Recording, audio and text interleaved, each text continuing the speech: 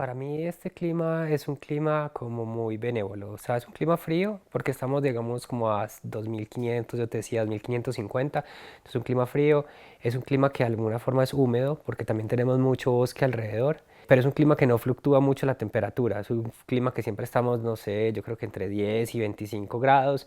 casi siempre podemos estar entre 17, 18, entonces es un clima fresco. Personalmente me parece que ha crecido mucho la construcción, hay más deforestación, hay como menos árboles, yo creo que se siente un poquito más cálido. Puede ser como ese efecto. Me parece que antes era muy raro uno sentir aquí temperaturas de 28, 29 grados, pero hay picos que ahora lo estamos sintiendo. Aquí casi uno nunca dice, llegué a los 30 grados y me estoy muriendo del calor, pero hay veces que sí sentimos, bueno, está haciendo bastante sol. Hay un montón de fauna, hay un montón de pájaros que son endémicos, que se llaman los cacique candela. Entonces son unos, y los ves, o sea, llegan por ahí 20 pájaros, son todos negros y con el pecho así completamente rojo. Entonces los pájaros que ves son un montón.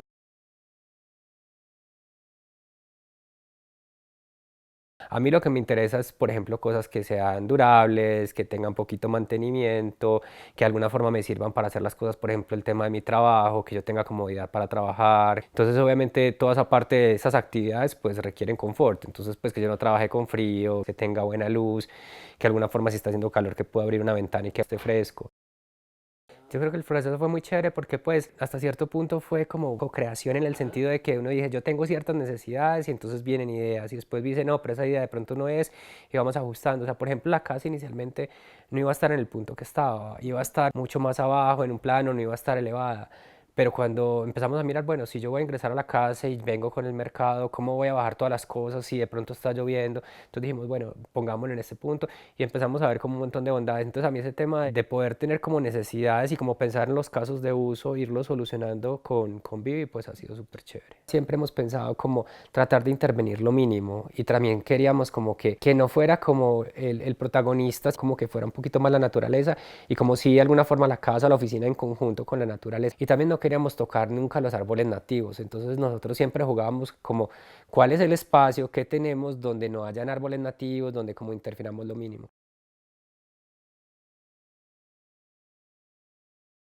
Con el tema del agua siempre hemos tenido que tener cuidado porque como cuando estamos en una zona rural, el agua la tomamos de una fuente aquí cercana, entonces también tenemos que ser muy cuidadosos con la fuente porque realmente esa fuente pues es una fuente pequeña donde estamos todos y algunas veces no hacemos de buen uso, entonces empezamos a tener problemas de escasez. Y también cuando la fuente está muy seca o hay algún problema en la fuente nos quedamos sin agua, entonces por eso también tuvimos que instalar unos tanques de abastecimiento, de manera que si por algún motivo el agua del acueducto falla, pues del tanque tenemos como cubrirlo.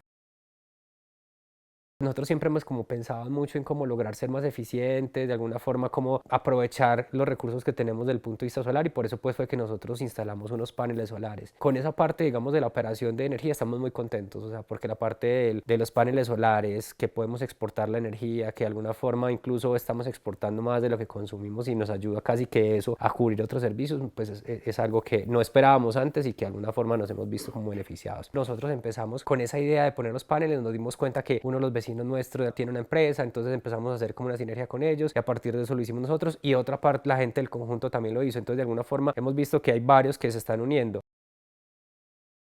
De alguna forma de la arquitectura también como ver cómo se vuelve más eficiente todo ese consumo del agua. Recolección, el tema de las aguas lluvias, todas estas aguas de donde estamos caen a una parte de recolección y yo los tengo en un tanque allá abajo, entonces yo tengo dos tanques, tengo uno de 1500 y uno de 2000 y me falta automatizarlos para poder de alguna forma utilizarlo como riego también. Entonces esos son como cositas que decimos, bueno, puede ser que no sea la solución, pero pues ayuda un poquito. Pero si a uno realmente le dicen, ve, esto es una opción, o mira que esto puede ser una buena práctica, o mira que para esto viene el futuro y la arquitectura te puede ayudar con eso, yo creo que pues nadie de pronto se va a negar si ve ventajas en ello.